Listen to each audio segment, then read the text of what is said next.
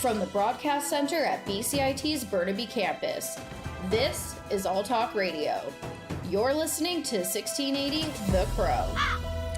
Good afternoon. I'm Evan Smith, and these are your news headlines for 12 p.m. The VPD has released 15 more suspect photos from the Breakout Festival riot. More than a dozen rioters have been arrested so far in connection with the Breakout Festival incident back in September at the PNE. The Vancouver Police Department's Major Crime Section released a list of the top 10 most wanted suspects in the Breakout Festival riot earlier this month. Another 15 suspects have now been identified and are being investigated. Police are still looking for suspects from the initial top 10. 3 people are missing after a float plane crash into the ocean off of BC's coast. The Coast Guard says that no survivors have been located, but the search continues for the pilot and 2 passengers who are returning from logging camp. The RCMP's West Coast Marine and Dive team is still searching for the plane, the 2 passengers, and the pilot. Mounties and the Transportation Safety Board are investigating the cause of the crash. BC Premier David Eby is promising $230 million over the next 3 years to hire 277 RCMP officers across the province. Eby says the money will be used to fill vacancies in rural RCMP detachments and regional units, as well as to hire more officers for specialized units such as major crime, the sexual exploitation of children unit, and money laundering. The money will also support prosecutors and probation officers dealing with violent, high-risk offenders. The announcement is the latest in a series of commitments Eby has made since being sworn in last week. An SFU professor thinks we should have better regulations to prevent wealthy individuals to acquire important media outlets, like Elon Musk did recently. David Nava with the story. Twitter's new owner, Elon Musk, has scared his own employees, companies, and advertising agencies. This has academics and journalists speculating with the disappearance of the platform. SFU's Communication School Associate Professor Frederick Lesage believes there should be policies to protect important media outlets. By owning those platforms, it gives them more influence in politics, more influence in the economy, and it's unfortunate. Of course, it's a very big problem. It's something that we should be looking at and trying to better regulate. Lesage believes that even though there are developers that may try to replicate Twitter, there is a big risk of losing a great source for information and a tool to bring communities together. David Nava, 1680 The Crow. The Surrey Teachers Association is reporting very high absentee rates. They are saying that some teachers, too, are absent due to illness. Jay Zebanel with more.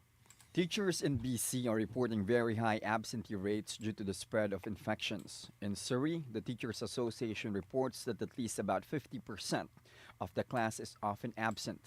Teachers are missing classes as well due to illness. In a statement, the Teacher Association says, and quote, "There are almost 7,000 teachers in Surrey and they all have different ways of keeping students on the track with their learning. There isn't any one way that would be used for the thousands of students in Surrey classrooms." Jay Zebanel, 1680, The Crow. And now reporter Jay Zebanel joins us. Jay, did the Surrey Teachers Association tell us how the situation is with the teachers? Evan, they did not elaborate on the statistics, but they did mention that earlier this month, they sent out a news release that highlighted ongoing issues in classrooms in terms of learning losses due to staffing shortage, and high absentee rates due to the spread of infections right now is expected to exacerbate the situation. Evan? And then what are teachers saying about mask mandates? Oh, well, this is an interesting one, Evan. They said that the Teacher Association says a mask mandate for schools could have played a significant role in reducing the incidence of illness and infection. Evan? Thanks for the insight, Jay. And now the Finance Minister, Chrystia Freeland, says last winter's Freedom Convoy protests undermined Canada's economic security. Freeland testified before a public inquiry into the government's invocation of the Emergencies Act that there's a link between Canada's economic security and its national security. She says of particular concern was the blockade at the Ambassador Bridge in Windsor, Canada's busiest trade route with the United States. And the people of Windsor, they really understand how important that trade over the Ambassador Bridge is. And I did really fear you could have counter protests and a confrontation there. And that would have been terrible for the people involved and terrible for our country. National Truth and Reconciliation Day is now a statutory holiday in the Yukon. A bill declaring September 30th as a statutory holiday was unanimously approved Wednesday. Annie Blake, the Yukon NDP representative of the Vuntut Gwich'in electoral district, sponsored the bill. She says the holiday ensures everyone in the territory can reflect on the shared history of colonialism and commemorate the legacy of residential schools.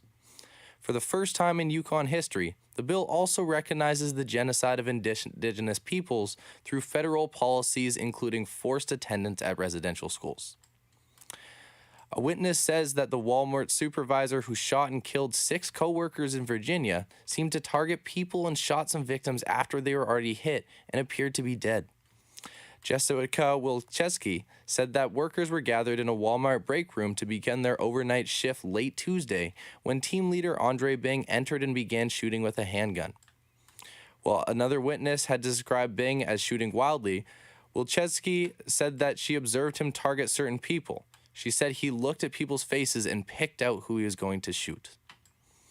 European Union nations failed to bridge bitter disagreements over a natural gas price cap today at an emergency meeting in Brussels. Natural gas and electricity prices have soared as Moscow slashed gas supplies to Europe used for heating, electricity, and industrial processes. French Energy Transition Minister Agnès Pannier-Runacher says there needs to be a solution to the gas supply problem in Europe. Well, this is our responsibility to find solution to protect our industry companies. It is of tantamount importance, and that's why we will push again and again so that we have solutions that are steady, that ensure supplies of gas, but that also allow our companies to be as competitive as possible. Some 15 nations are united around the view a lower cap should be set, but Germany and the Netherlands lead another group wanting to ensure that gas supply ships would not bypass Europe because they could get better prices elsewhere. And now for sporting news. World Cup contenders Brazil are locked in at 0-0 against Serbia at the moment. Brazil has been able to maintain 58% of possession while having 2 shots on target to Serbia's 0. Brazil has been able to create an array of opportunities off of set pieces, totaling 4 corners in the first half. Portugal beat Ghana 3-2 earlier today. Cristiano Ronaldo was able to put away a penalty in his first game of Portugal's World Cup campaign. Andre Ayew put away a tap-in to even the game up in the 72nd minute. But Portugal put 2 more in the back of the net with goals from João Felix and Rafael Leo. A late consolation goal was put in by Osman Bukhari. Portugal dominated the ball, maintaining 62% of the possession. Breel Mbolo's goal lifted Switzerland to a 1-0 victory over Cameroon at the World Cup. Mbolo kept his promise to not celebrate scoring against the country of his birth. Mbolo raised his hands in a gesture of apology as teammates rushed towards him near the penalty spot. South Korea and Uruguay began their World Cup campaigns with a 0-0 draw. The draw at Education City Stadium was yet another early World Cup match, with the favored team stumbling. Not all things have been positive surrounding the World Cup. Iran has arrested a prominent former member of its national soccer team, Faria Ghafouri, over his criticism of the government. The arrest was reported by state-linked media on Thursday. The player was reportedly arrested for insulting the national soccer team and propagandizing against the government. He had expressed sympathy for the family of a woman whose death in the custody of Iran's morality police ignited the latest protests. Now in football news, Thanksgiving football is in full swing with the Bills currently beating the Lions by a score of 19-14.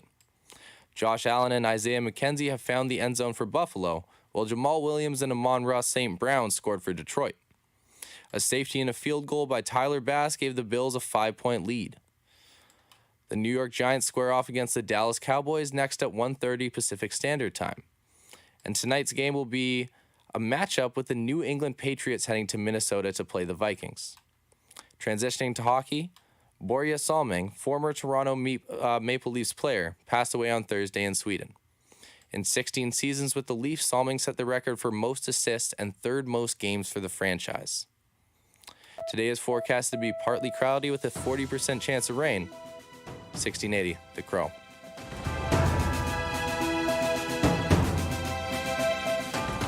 Stay tuned for more on BCIT's 1680 The Crow.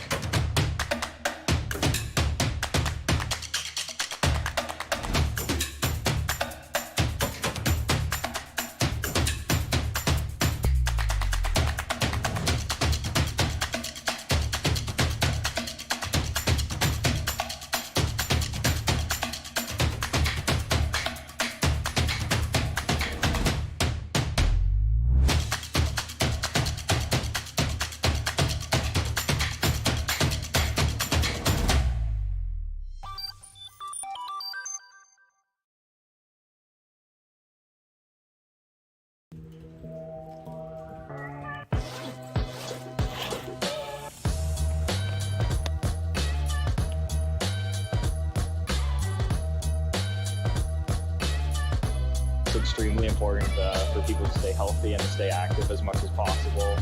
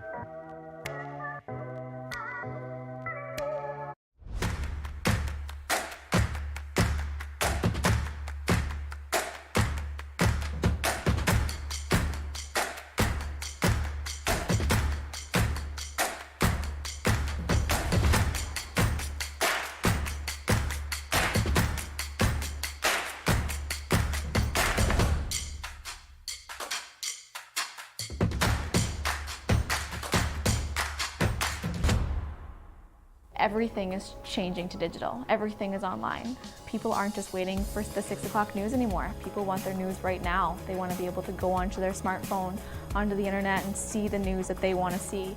Vancouver is growing at, a really rapid rate, the Lower Mainland even, and with the tools that we're given here, we're able to cover all of that. Welcome to BCIT Magazine. I'm Radhika Sikakane. In the program, they really leave it up to you. I mean, the help is there when you need it, figuring out how to use the programs like Premiere, Audition, and figuring out how to use the cameras. But it's up to you to sort of experiment and figure out what you can do when you go out in the field. They brought candles and flowers to remember the student who lost her life yesterday. Theresa May says the international community condemns Moscow. They really make sure that you know the basics and you are able to put out a quality product. I'm Brady Tretanero. And I'm Radhika Sikakane. Thank you for tuning in to BCIT Magazine.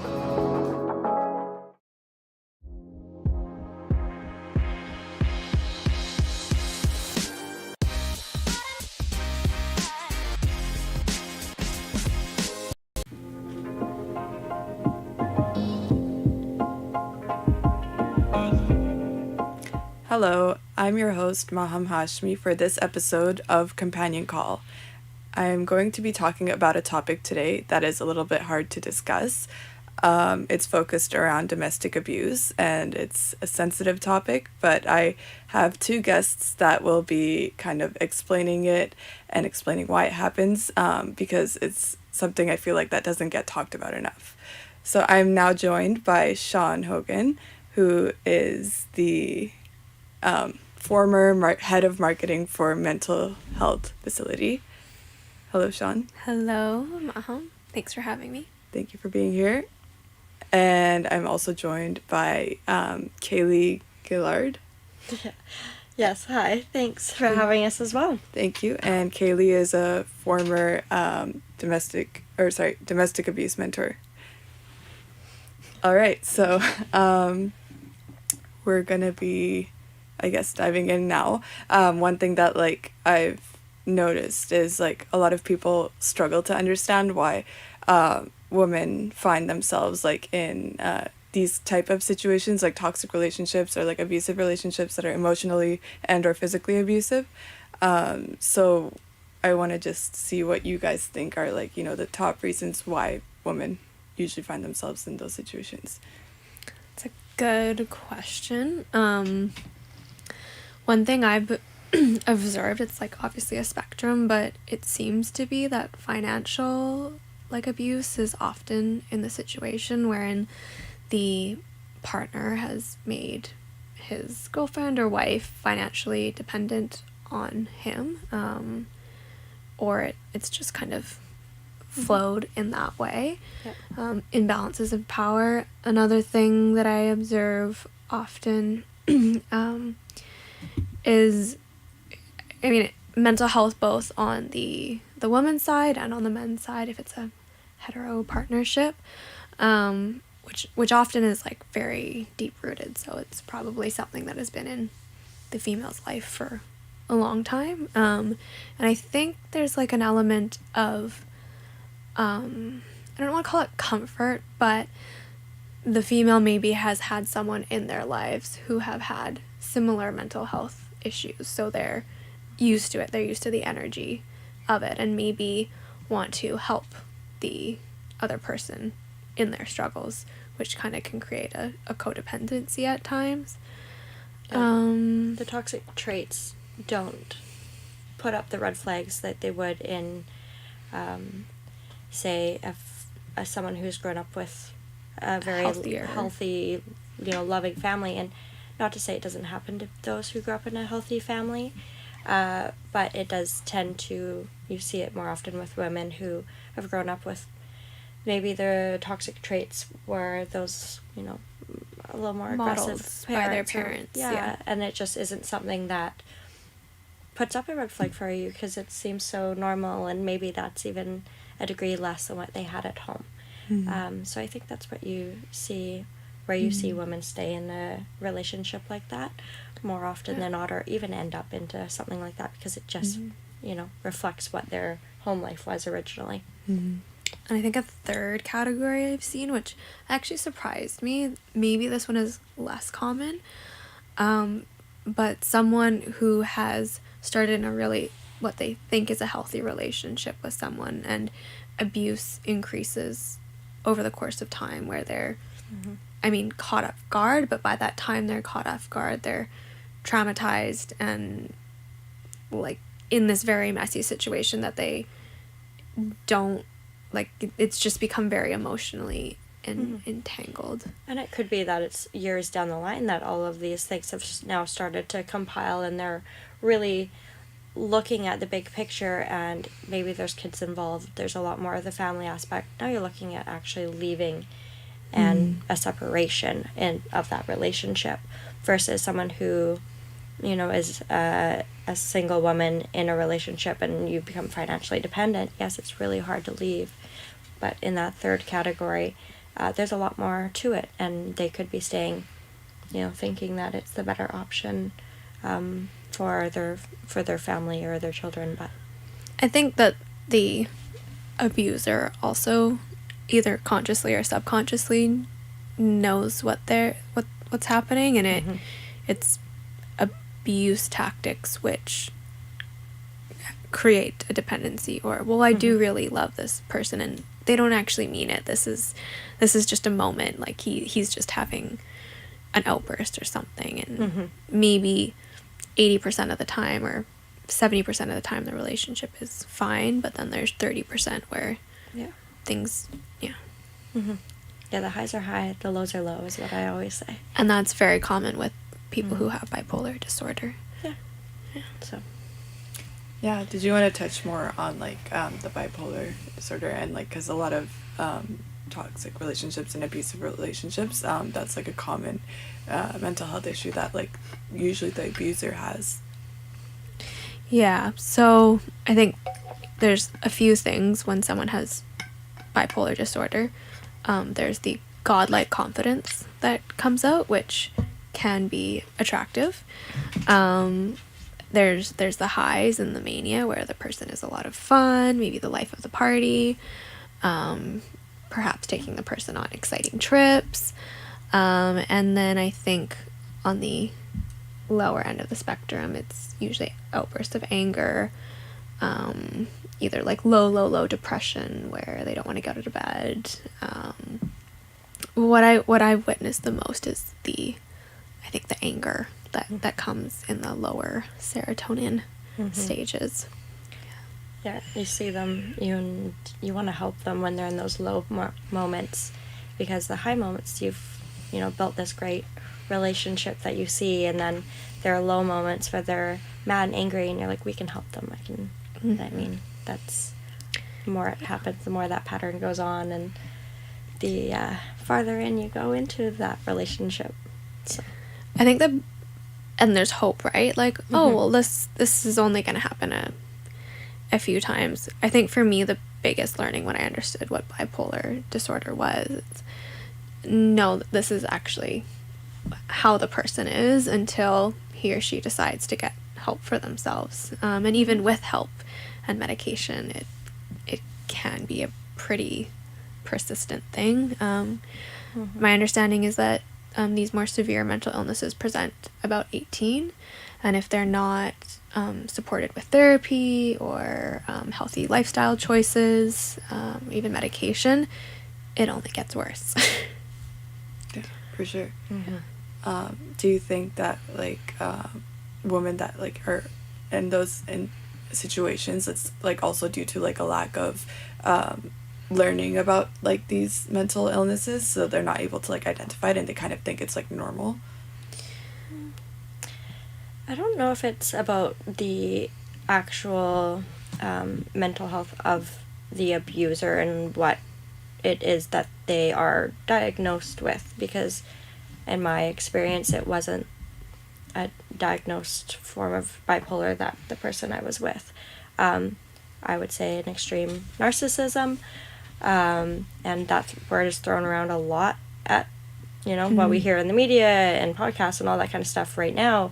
It's brought up a lot, but I would just say in general, you're just involved with that person, and no matter what their title is and what they're going through, you have a bond. Yeah. And then when it comes down to it, I wouldn't say that learning and knowing more about that particular disorder is something that would help you stay out of it. I think it's learning what red flags are, setting your own boundaries, and learning deep within yourself is the only thing to keep you out of something like that.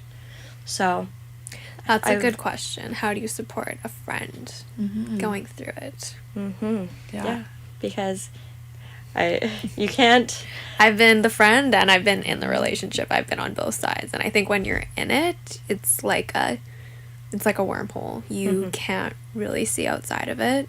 Well, and when friends are trying to get you out, you almost become defensive. The person you're with is separating you from your friends, and the people that are trying to get you away from them, they start to distance you from them. Anyone they see as a threat. So then all of a sudden, your friends and family who might be able to be there for you and supportive and understanding that this is wrong, you become defensive towards them now, because the person you're with is putting that bug in your ear that they're not really good people, and you know, they've totally manipulated you and changed that situation. So when or they're not really your friends. Yeah, and so when your friends are there and saying something to you, you become defensive of your partner, and then you talk less about what's going on, and you hide more. And so I think that's another big aspect, is it's really hard on the friend side to know what to say, what to do, and how to help. But being supportive and asking the questions that causes that person to look inwards versus telling them what they should be feeling or thinking. Asking them questions and getting them thinking about it. Getting that person, for me, it was journaling, and I didn't, you know, have the means to be going to counseling and all that kind of stuff, but I did a lot of work of studying it myself, and there's a lot of free, you know, resources out there, and when you're in it, you know better. It just has to be the right time to be able to get back out. Yeah, I think so. So I think so. Yeah. Do you have anything to add to that, Sean? I think keeping, like, as the friend, it can be really frustrating, right? And it's like, but like, keeping the relationship there is more important, I think, than giving up on your friend or something like that. And knowing, I mean, I think it's hard when it's more severe, and if you know it's severe, I think that can be really painful. So setting your own boundaries around it, I suppose, but keeping that line of trust there and that line of communication there, and allowing the friend to know that you're going to be there for them no matter what, I think is important. Yeah. It's having that friend group that will really come into play when the time comes. And it's like dealing with someone with like an addiction. You know, when you look at it, it's the same idea. Like, that addiction has a hold on that person, whatever that addiction may be. Could be love, and actually that's another great resource when you are a person. I have people in my family who have gone through the 12 steps, and in support of that person, I decided to do the 12 steps with them. And I didn't do it for alcohol, but I did it for love. And that was a huge thing, to realize that, like, you need to cut yourself off from the addiction of love. And so looking at any need, any desires, anything that resembles that addiction. Would it be like an addiction to, like, distorted love? Because, like, is that love? Like, yeah, it's that feeling, it's the search for, like, companionship. Not even companionship, but like just that, like, connection. Yeah, you're looking to fill a void that's there, and whether, you know, and that's why I say, like, in all of this, the biggest thing is you need to do work on yourself. And I know that's, no matter what, the number one thing is journaling, and whatever it might be that causes you to look inwards and face those things that you may not want to face, and come to terms with about your own self. I feel like that's an interesting concept, though, like how I've evolved to understanding, like, maybe lowercase love to capital case love. Oh, sorry. When I have been in abusive relationships, the way that it felt in the beginning was much different than how it felt in healthier relationships. There's fireworks, there's sparks, there's just a different energy to it. And the way I understand that is there's a resonance in that person where you are relating to trauma that is familiar. So for me, it was people who showed me hot and cold love. They were all about me one day and not about the next. And that was very similar to how my mom showed me love. So it was familiar. The person was often troubled or had a form of struggle that I wanted to help. And those relationships never last. They were like, you know, what is the saying? Like, burn hard, die fast, or something like that. Yeah, they do for sure burn out. And it's, I think you went through your domestic abuse before you and I were friends, and that was, you know, a significant amount of time now, and I can totally see the difference in who you are as a person now, which is the great part about the fact that we know each other so well. Me being a little bit more recent, it has takes time. It's some time, and when you find a really good person in a healthy relationship, it's learning that like those sparks and fireworks aren't. That's not a. Sometimes that's a bad sign. Yeah, and I'm someone who's come from the past not great relationships. I'm like, where's this excitement? I need it. And I'm like, wow, that's not okay. Like, that's the thing that I need to work on, that otherwise will attract the next narcissistic or toxic relationship that if I don't get a handle on. I think, like, the difference in the person that I'm with now, and we've been together for 6 years, there was still excitement, and there's still those butterflies, but it wasn't like, and he might be like, what, it wasn't like fireworks? it was like fireworks, but I can't describe it. There was all of that but a feeling of safety. And my heart, and my heart was still traumatized from everything it had experienced before, but there was still a knowing that this person was safe. I could trust him. He would never intentionally hurt me or put me down or make me feel like he didn't love me. Like I just knew that. Even when I would get insecure and, some of the old stuff would come back up because of your distrust that has been developed in the past, there was always a deep knowing that that's just me. That's what I've experienced. That's in my head. I trust him. Comforting yourself. Yeah, and that's exactly it. There's looking for the good in the relationship, and when you're in a bad relationship, it's the love bombing that comes along with it as well. There's another word that's thrown out there, and it's the crazy trips and the adventures and the best. We're always giving you the best, and it's like, well, that's just another thing that they're using to get a hold on you, because one day they're gonna use that against you. I gave you that, I did that for you, and now I'm gonna use that as a way of controlling you in the end. So it's learning how to be in a normal, healthy relationship and not bringing your past experiences into that one as well, or being like open about the communication of it.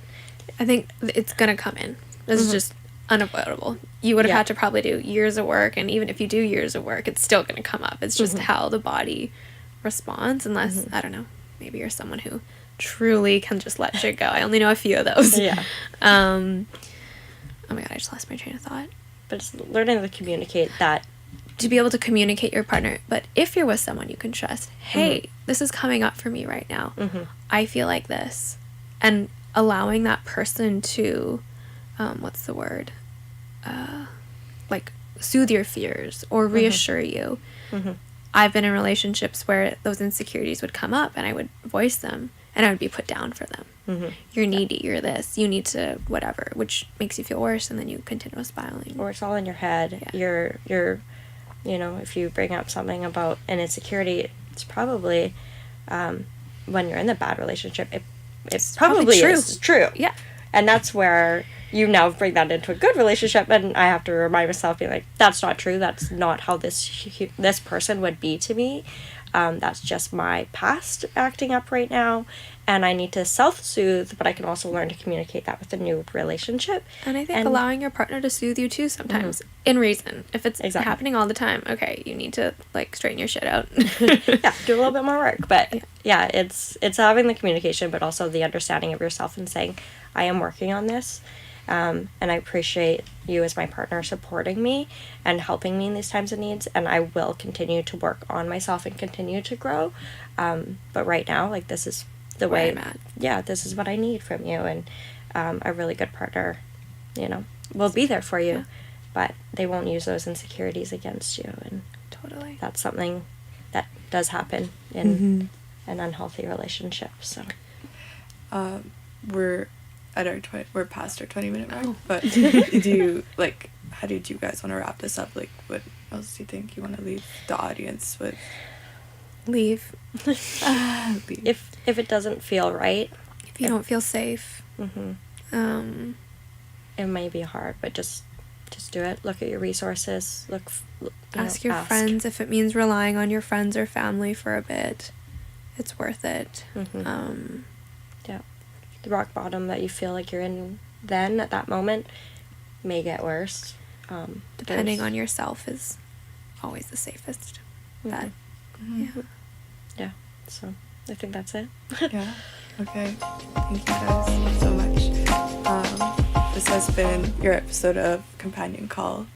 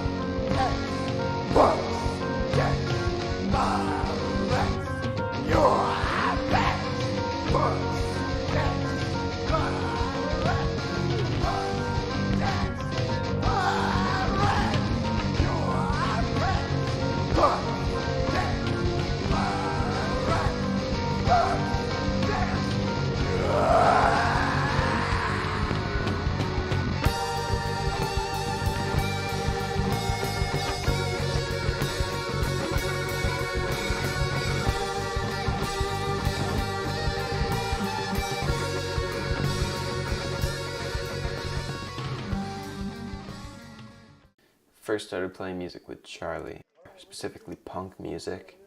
Love punk rock. And then one day we were like, oh, let's go see the Pixies, because they're coming to Vancouver. They're playing with Weezer, another 90s alternative band. Afterwards, Charlie came up to me and was like, dude, like, we should start a band. Like, we should actually try and do music. That'd be so cool. Like, let's do it. All right.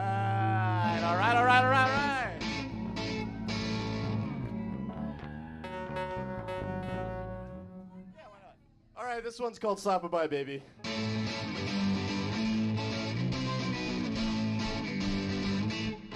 He said, babe, I want to be in that ass like a parasite.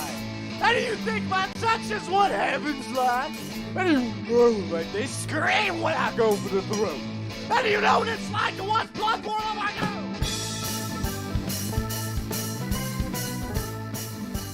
And we go through that first quarantine, and it was a search for a drummer, because it was me and Zach on guitar.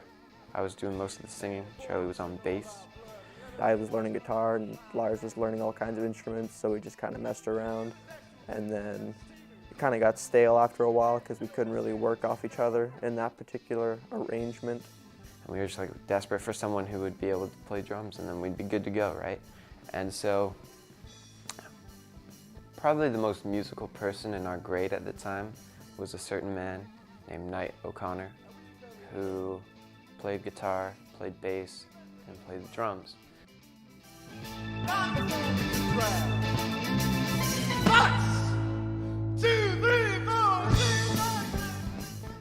So, I mean, I knew everybody from high school. I knew Lars, Zach, and Charlie.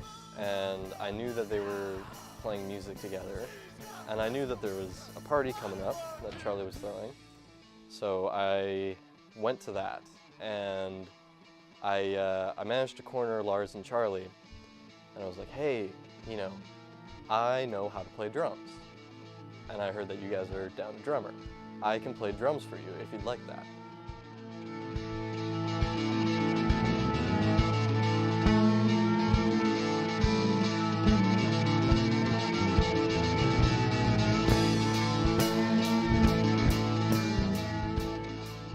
We started going, and Knight is a pretty rough drummer, and it was fun, but we were like, okay, this is a good place for this band to start. Like, this will work, we just gotta give it time and learn stuff. And we were like, all right, like, let's take a little break, right? And then we figured it out, because Knight's a way better bassist than he is a drummer. Lars is a way better drummer than he is guitarist. I moved the keyboard because I'm much better at that than bass. And Zach stayed on guitar because he's so good. And then we like played the best I'd ever played up at that point in any group setting ever. Played some of the most fun music, rough and raw, but exciting and new and fun. And we knew we would never go back to the old instruments. From that point on, we were like stuck in those spots.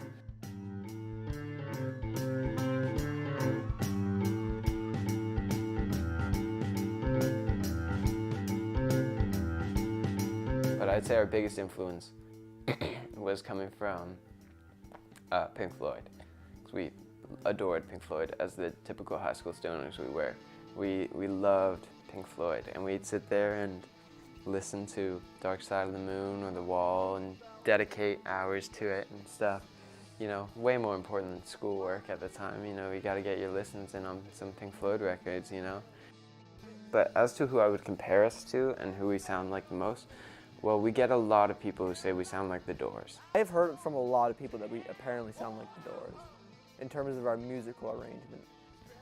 Which is funny because I'm not even that big of a Doors fan. But Charlie's a massive Doors fan, and once again, that's where the Doors got their sound, was through those keys and stuff.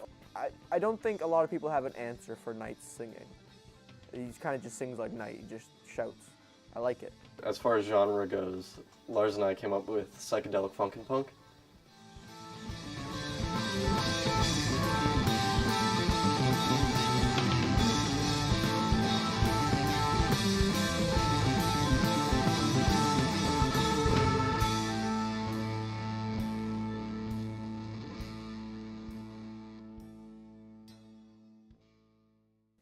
So a lot of bands, whether or not they're a one-hit wonder or whatever, a lot of bands have that song, like the song, their song. It's a song that people say, oh yeah, they sing blank. For Queen, it's probably Bohemian Rhapsody. For Led Zeppelin, you have to say it's Stairway to Heaven. Like Nirvana's It Smells Like Teen Spirit. So if I asked you, what's your song? What's the song for Big Long Baby? Bugs. Bugs. Bugs. Bugs? But who gives a shit about insects?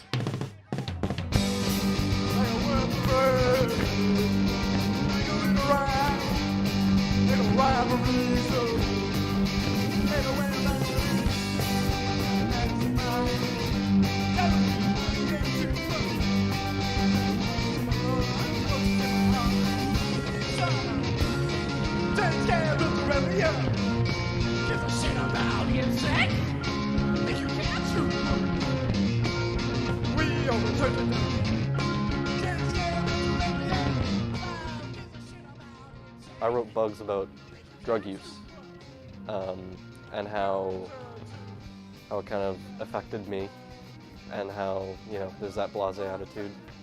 I mean, I think it's pretty straightforward. Roaches in my lung, roaches in my heart, kickstart. But it's about drugs, and it's got that kind of like evil feeling to it, about how it's super fast paced, and then it's, you're getting hit with it.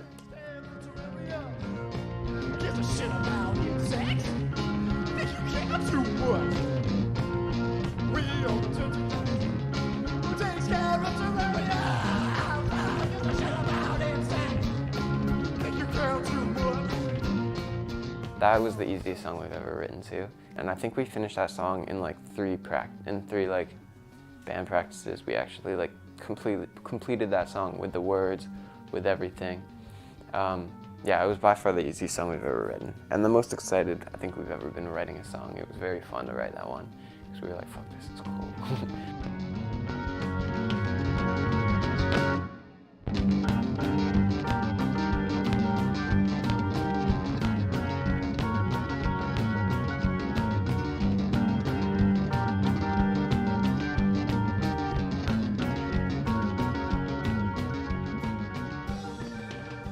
So I remember playing it, and I just sat there for, must have been like half an hour just trying to work it out.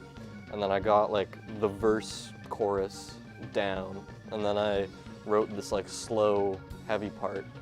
And I was like, this is great. So I recorded it and I sent it to the band, and they're like, that's fucking awesome.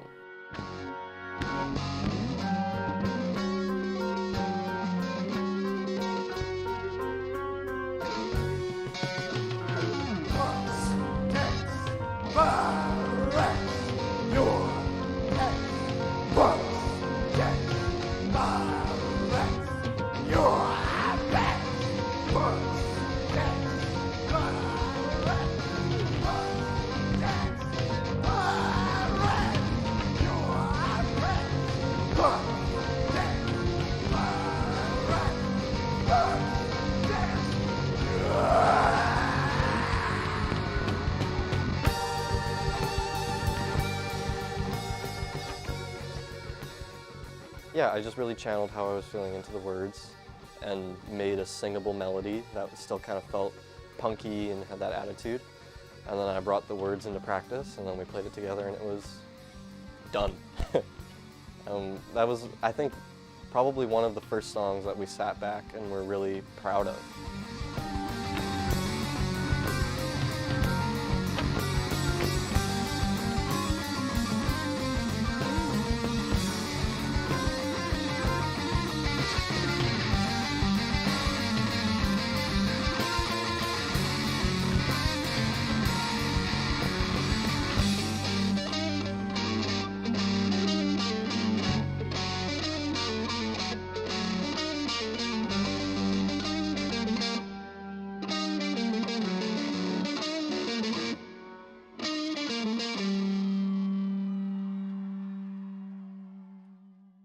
But yeah, Bugs was like, that was our first and only, thus far, masterpiece that we've made.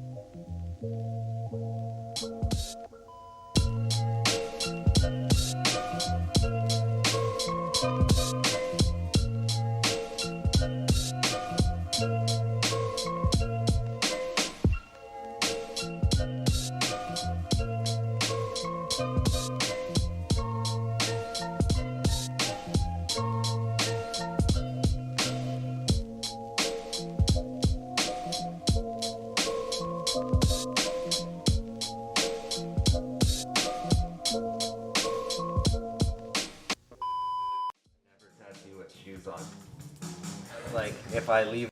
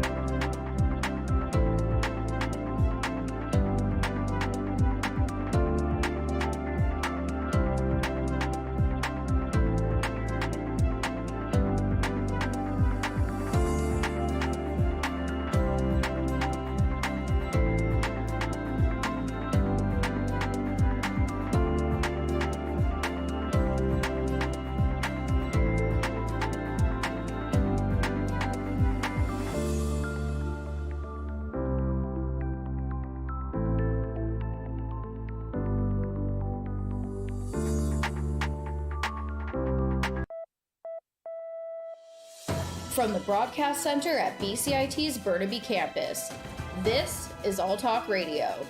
You're listening to 1680 The Crow. Good afternoon, I'm Dennis Shinolu, and this is your sports update to 1 p.m.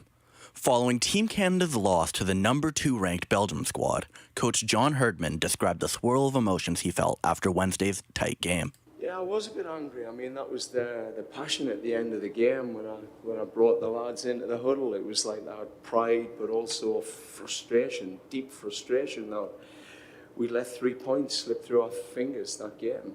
On Sunday, Canada takes on the 12th ranked Croatian team in a win-or-go-home scenario. World Cup coverage started this morning with a match between Switzerland and Cameroon. Breel Mbolo had the only goal of the match, scoring against the country he was born in and giving Switzerland the 1-0 win. The highly touted game between Uruguay and South Korea ended in a 0-0 draw.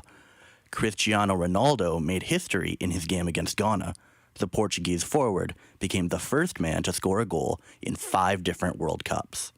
CR7 helped lead his Portuguese squad to a 3-2 win in a close game.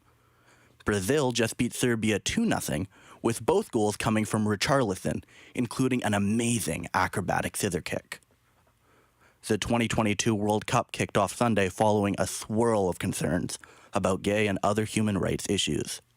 Josie Nixon of the You Can Play Project, which advocates for an LGBTQ people in sports in North America, said that the organization is part of a coalition advocating for human rights.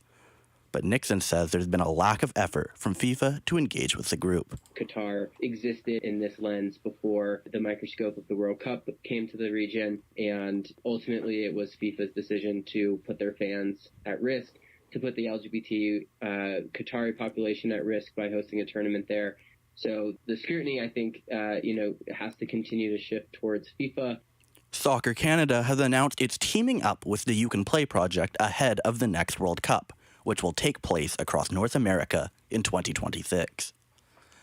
Iran has arrested a prominent former member of its national soccer team, Fouria Ghafouri, over his criticism of the government.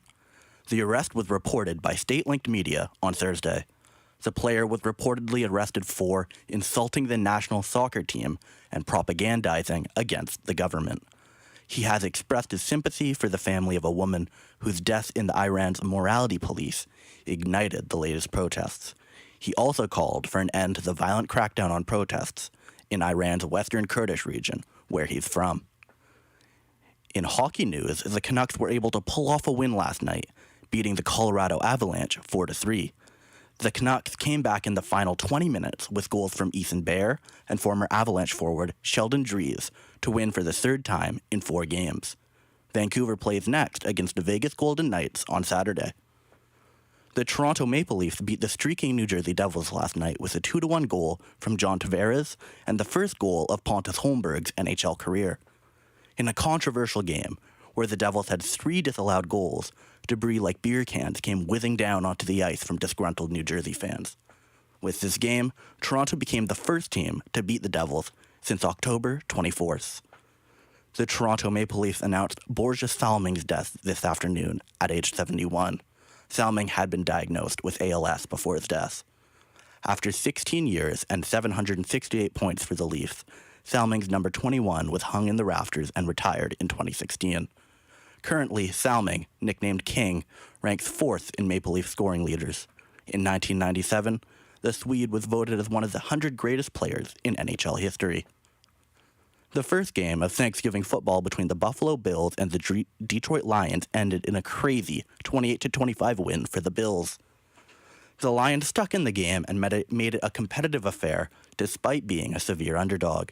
Lions touchdown scorers Jamal Williams, Amon-Ra St. Brown, and DJ Chark kept their squad in the game by keeping up with the Josh Allen-led Buffalo offense. Even with star Von Miller leaving the game, the Bills' D played a good game, even scoring a safety.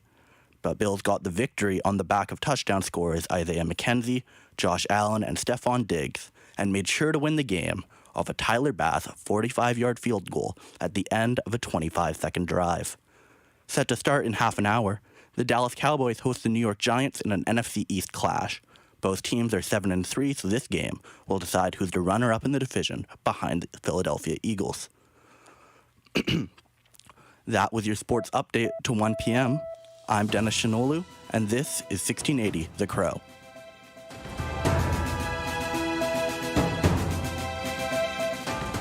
Stay tuned for more on BCIT's 1680 The Crow.